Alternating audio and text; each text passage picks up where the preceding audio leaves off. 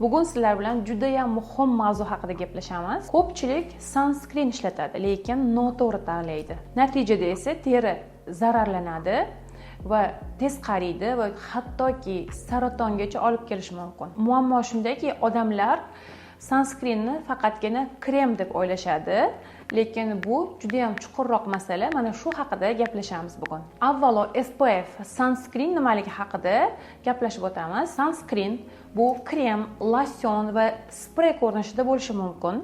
SPF esa bu himoya darajasini ko'rsatkichi hisoblanadi. Biz SPF, ya'ni sunscreen tanlayotganimizda uni ko'rsatkichiga katta ahamiyat berishimiz kerak bo'ladi. Sunscreen bu mahsulot, ya'ni losyon, krem va sprey ko'rinishida bo'lishi mumkin. SPF bo'lsa ko'rsatkichning darajasi hisoblanadi. Biz esa quyoshdan himoyalovchi har bir mahsulotni SPF deb ataymiz. Bu esa xato. Bu sunscreen deb ataladi, ya'ni quyoshdan himoyalovchi krem deb ataladi. Quyosh nuri bu oddiy issiqlik emas. Quyosh nurida ultra binafsha nurlari bor, ya'ni ultra B va ultra A nurlari bor.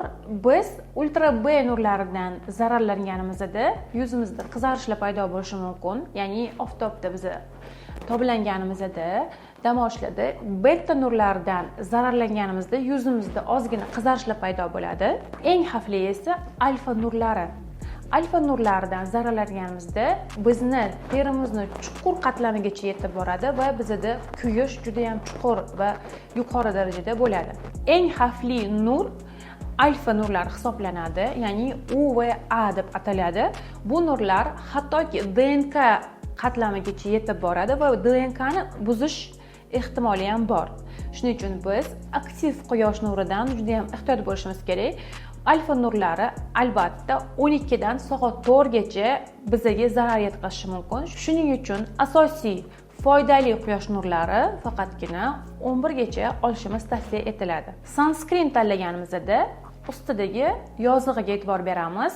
U yerda UA deb yoziladi va UB deb yoziladi. Bu bizani qanaqa nurlardan himoya qilish darajasini belgilaydi. Albatta A nurlari bilan yozilgan SPF'lar, ya'ni sunscreenlar biz uchun eng keragi. DNK buzish darajasini biz darhol sezmaymiz. Bu teriga juda ham sekin zarar yetkazadi va to'planib boradi.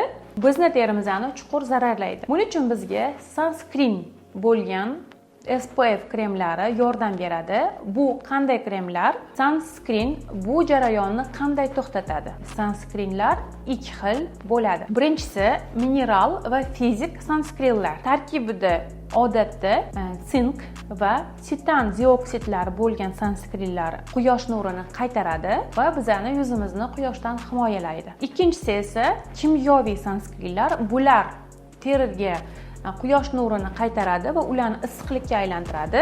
Ikkinchisi kimyoviy sunscreenlar. Bular quyosh nurini yutadi va issiqlikka aylantiradi. Mana endi o'ylab ko'rishimiz kerak, qaysi biri bizni yuzimiz uchun afzalroq.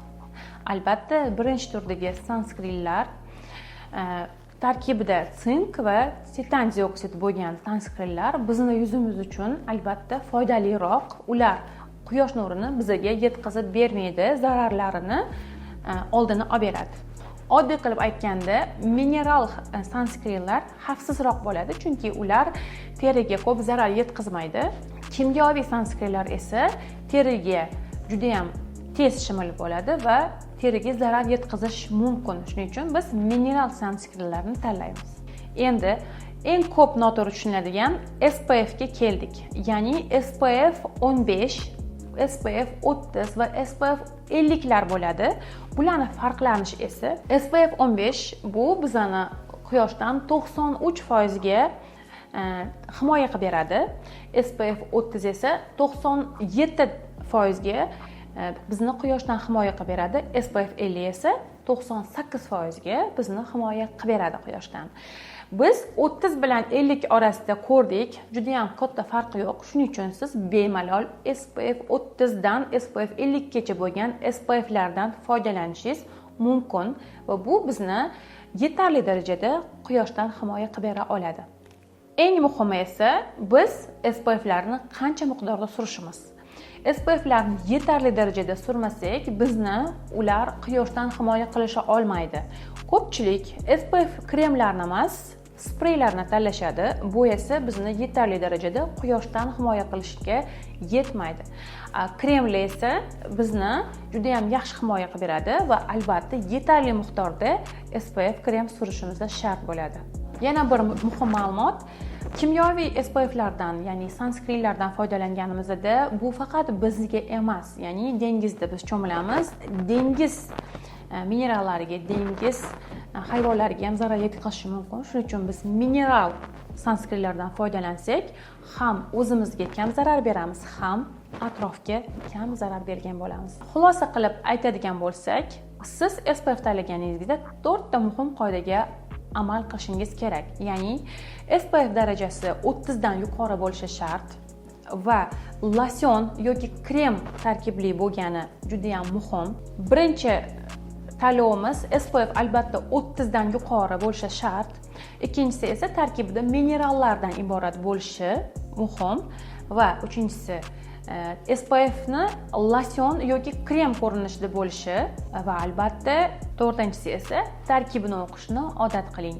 Bu narsalar sizga oddiy ko'rinishi mumkin, lekin bu narsalar sizni teringizni yosh va go'zal saqlab qoladi. Agar siz bu narsalarga e'tibor bermasangiz, natijada juda ham yomon oqibatlarga olib keladi, chunki quyoshdan zararlanish bu juda ham sekin-sekin bo'ladigan jarayon va oxiri albatta yomon oqibatlarga olib keladi. Agarda sizga shunaqa oddiy va muhim ma'lumotlar kerak bo'lsa, bizga obuna bo'ling va yana keyingi videolarda sizga juda ham sodda qilib tushuntirib beraman.